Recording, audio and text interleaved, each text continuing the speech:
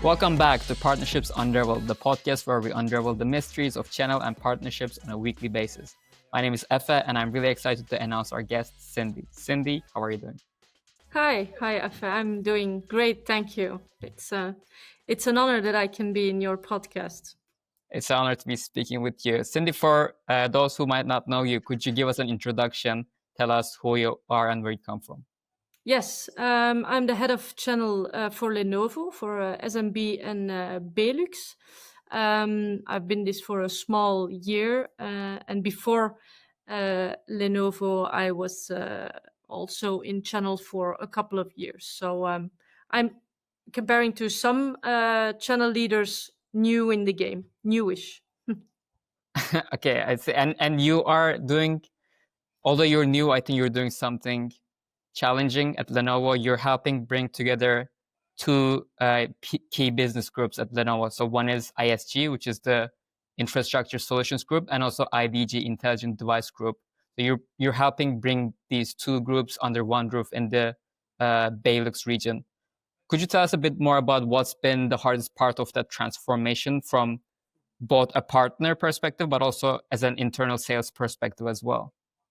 Yes, bringing those two together is very challenging because these are really two separate worlds. So, been seen also in history as two silos.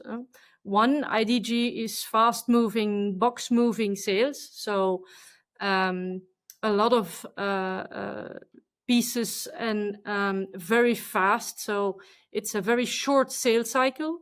Comparing to ISG are complex, long, solution-driven sales talks that can take from maybe a couple of months, but some a year to a year and a half. So to bring these two together is very challenging because in business these are two silos, but for the end customer, they don't think in silos; they think in solutions, and it has to be integrated. And for them, it's all just one thing: IT. So we need to bring back those two silos, make it one, and then make sure that the two separate movements go together in one solution for the customer. So it is quite an exercise. And then for the sales also, we have sales who are used to selling fast and big amounts of hardware, and then you have sales who are trained to do the solution selling, to listen to the customer, to go for integrated solutions. So those two sales, bringing them together, or more preferably learning one sales to do the other thing, and making every sales an integrated ISG, IDG, one Lenovo sales is a big job. You mentioned something that I hear from a lot of channel partners, especially channel leaders who are, selling different product categories. Like yourself, you mentioned ISG and IDG. They have different sales cycles. They have different value propositions, and it's often really challenging to get partners to be proficient and comfortable selling both kinds of solutions. Usually, a lot of partners are only comfortable selling either or, but so one of your priorities also is currently how can we get more partners to be proficient in both selling ISG and IDG? Can you talk to me about how is that tension, and what are you doing to help partners be comfortable and be proficient in selling both kinds of solutions? Also, that is not an easy quest, but we need to be a bridge builder because, again, for the end customer, it's all one solution, it's all one question. And we need to be the bridge builder between the ecosystems. So we need to help the partners with enabling, with cross-training, incentives, because we have a shared value to add to the customer. It's okay that some partners are ISG and others are IDG. It's perfectly fine. But in a world of entrepreneurship, you need to be able to You need to be agile. You need to learn. And in this case, this is the way the future is going. So we need to combine both worlds to continue do business. Yeah, I fully agree with you. And Cindy, also in the BeLux region, you own the SMB segment. Yes. What are the biggest conceptions about SMB customers, especially when it comes to infrastructure and AI readiness?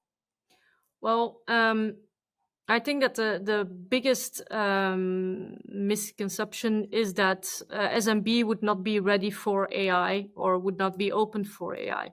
But most SMB customers or partners are faster and more agile. They need to move faster, and they don't have that big company behind them that where the communication lines are long and complex. So they can do it easier and faster, but the solutions that we give them need to be more accessible and scalable, because they have to have a low entry point. There's also no big data. The data has to be correct in first hand. So for SMB, it's very important that they are ready with their data, and they are the data is clean, and then they take small steps with agile products that contain AI. So just the baby steps, and then they'll get ready because they're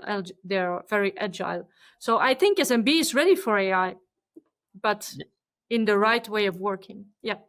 Yeah, I fully agree. And I think a lot of selling AI into SMB, also there's a lot of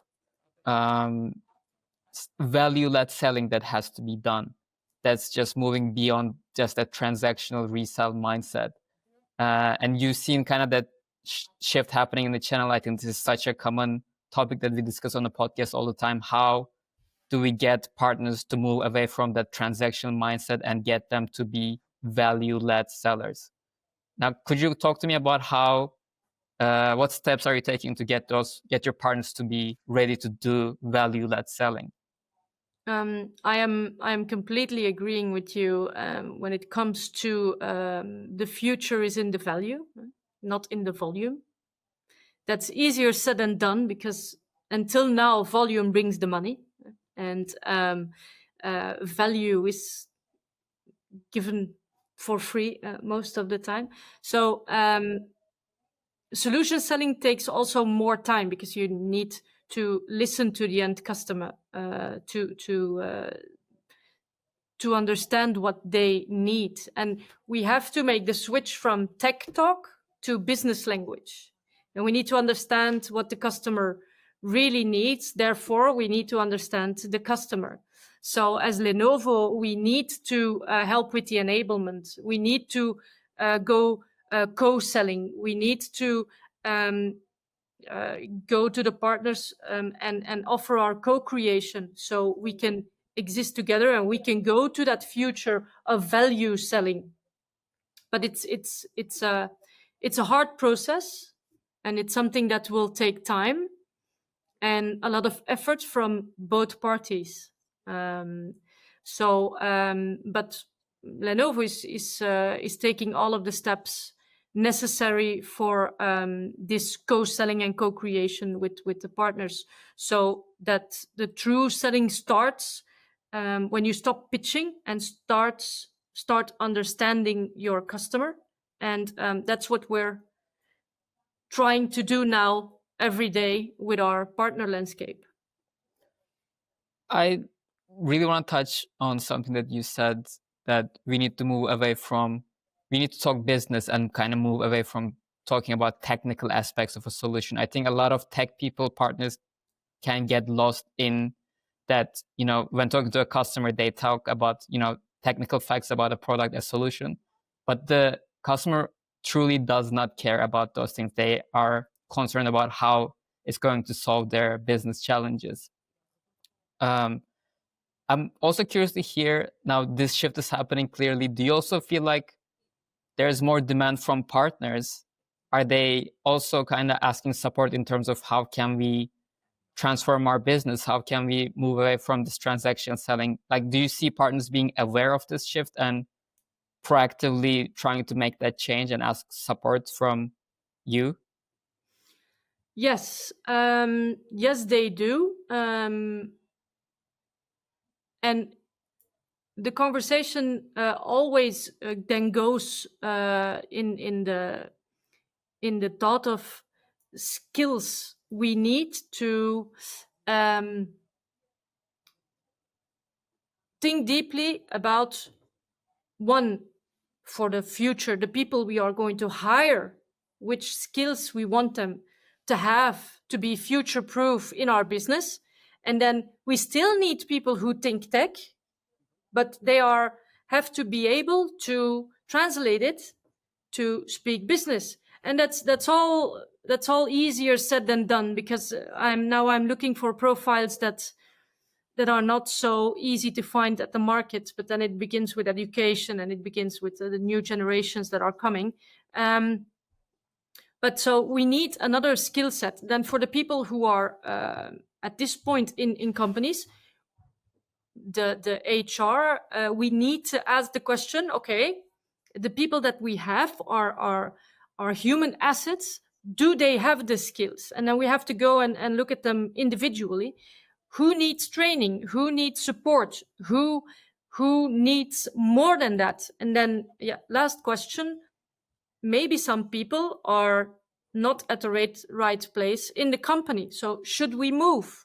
Should we make sure that people are better in another place? And can we make them more sufficient in another part of the company, because they don't belong anymore in the part that they were working now? And most of the time, people who are on the wrong seat are not happy. So you can make this an exercise without the panic of, oh no, people have to go because they don't have the skill set. No, it's the responsibility of the brands and also of the partners to train your people and to enable your people to have these skills, or to evolve in these skills, because everyone can grow and everyone can learn. Huh? So I think that's a very important topic. And yes, a lot of companies talk about us about that, because without the right human assets, we don't do anything. People buy from people. People talk to people. Yeah, that's 100% true. I fully agree. Finally, Cindy, I want to kind of dive into the conversations that you're having with SMB partners and their customers as well, specifically around AI.